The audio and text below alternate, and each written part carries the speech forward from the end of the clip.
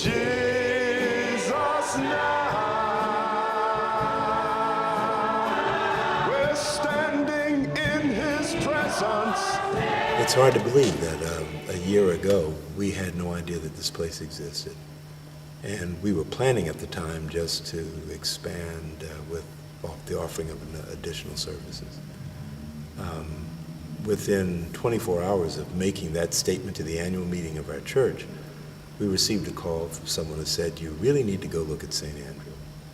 And I remember walking up to it and on one level just being overcome by the fact it was a really beautiful place. We're going to facilities that were there that have gone through periods of challenge, in some cases perhaps financial, organizational, and moral because of the sexual abuse scandal that so tore this community apart. And I think what we're often asked to do is to come in and play a healing role, to pick up the baton from another generation and a prior legacy and carry that on into a new decade or a new century. And it's so much of what Jesus' mission was, is that of redemption, to take that which other people, for whatever reasons, had cast away, and then to, because of the sacrifice of love, to redeem it and raise it up to be that which God ordained it to be from the very beginning of time. This is holy ground.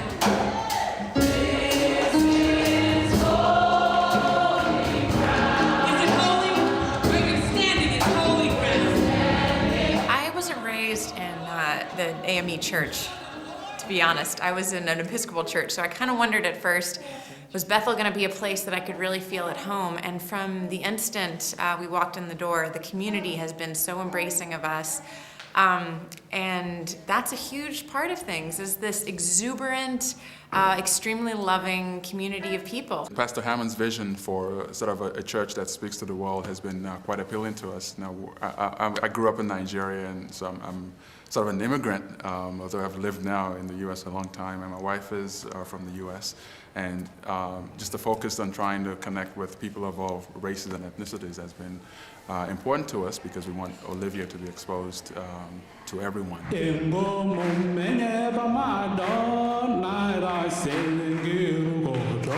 You know, I think the vision in many respects was the people and the desire really to see a church that welcomed people across a range of races and backgrounds and ethnicities, that had young and old, children and elders, people for whom English was not their primary language, their first language, and most of all, parishioners who really cared about, as we would say, putting feet on the gospel, really living it out in the community around them and between themselves. I love A lot of things. Bethel has established and continues to develop ministries to meet a wide range of our spiritual needs. We're growing in our prayer ministry and seeking always to make it broader and deeper. We're growing in our ministries of fellowship. Through Generation Excel, we're reaching over 400 high-risk young people and their families, helping young people to get scholarships so that they can go to school. We are connecting communities that were at once disparate. I'm excited because I traveled along this journey and I know where God brought us from. Praise ye the Lord. Let us stand together and sing our doxology on this, the inaugural service for Bethel AME Church. We began in 1988 with the Bible study in the dining room of our home, and had our first worship service the hottest Sunday in August in the backyard of the person who, Bob Gray, who's now our assistant pastor. Rose from day to day, leaning on the everlasting arm. Yes, we are. And it was hot. It was scorching. And Pastor Hammond, who had hair at that point, he conducted the service. We had a little altar set up. And halfway through the service, people were sweating and fanning. And what we did was we stopped and had a Kool-Aid break. As we progressed during the winter months, it was no fun. Pastor Hammond, conservatively, as you know, the heat in his house was something else to desired. It was cold. So we would ask Pastor Hammond humorously, would you like us to take a collection so we can pay for your heating bill if you'd like us to continue being a part of this service? However, Pastor had a vision that we did not know, and his vision was moving from good to great. Doing some new and exciting things there. When I hear Pastor Gloria and Pastor Ray speak about moving from good to great, I think of leaving the old ways behind, leaving, my mediocre ways behind, and, trying to push for excellence and trying to push for the greatest. Pastor Ray and Pastor Gloria have showed me that it doesn't necessarily mean gaining more prestige and moving from good to great. It just means making a more spiritual change from good to great. I think church ministries are very, very important because it's not just the spiritual world, but it's the world in which we live in. And that's a very political world, it's a very social world, it's a very cultural world, and they have the skill sets as well as the love and the vision to bring those things together. There are two individuals that really help make Boston work. When they come into a situation where they say a few words, but the few words they say make a lot of difference. When I ask you to break through the barriers of race and break through the barriers of class and break through the barriers of experience and background, I'm not asking you to do something that's easy. Pastor Ray inspires me in a whole lot of ways.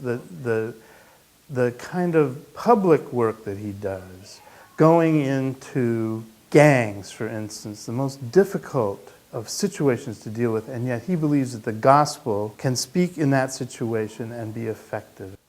My favorite historical figure is Harriet Tubman. I love Harriet Tubman. And Gloria is my Harriet Tubman. She is brave, she's courageous, she has so much dignity, but she's also very tough. She could be one of those Harriet Tubman, take no prisoners. We will not back up. We will not shut up. Kids need examples. It used to be that our heroes were ball players or presidents of the United States or whatever. But I think right now, our heroes are those that are around us, that do the right thing, say the right thing, and encourage other people to work together to make things better. The Hammonds have done that from the beginning. I think of Amazing Grace. Grace is both the spiritual dimension and sort of the physical dimension. Physically, they're a striking, graceful couple. When they enter a room, they're a presence. But more than that, it is that sense of goodness they emanate, the sense of belief in what they're doing, and the sense of belief in other people, that they embody grace in the spiritual sense. And clearly it's inspired by their deep faith in God, but also their deep faith in man. Well, the first 20 years have been wonderful, but it's just a foretaste of the things that are yet to come. I'm excited for the possibilities that they hold and as we move forward in this journey. The Lord is still using this church, and if we remain humble, which the pastor always preaches about, and we sort of remain glued into one another, making sure that if I make it, you make it, then we're going to do great things.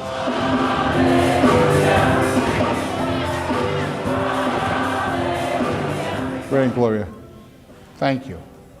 20 years of making a difference in Boston. You make Boston what it is today.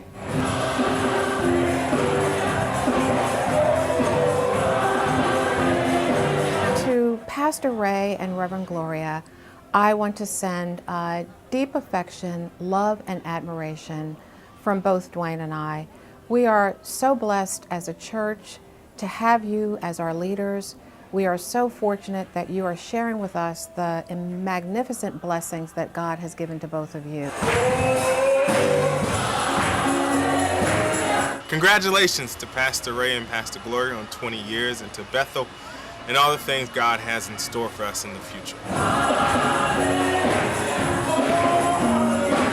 Well, Gloria and Ray, 20 years, a lot of contributions to the well-being of this city, and spiritual well-being of Bethel congregation. Debbie and I are delighted to offer congratulations, and please pray for us too. Big congratulations and blessing to all Bethelites for all the many years we've had, and we're looking for all the great things happening up from good to great. At this point, we see what God is doing, and we can't wait to see all the many things God has in store for us. I think the sky's the limit.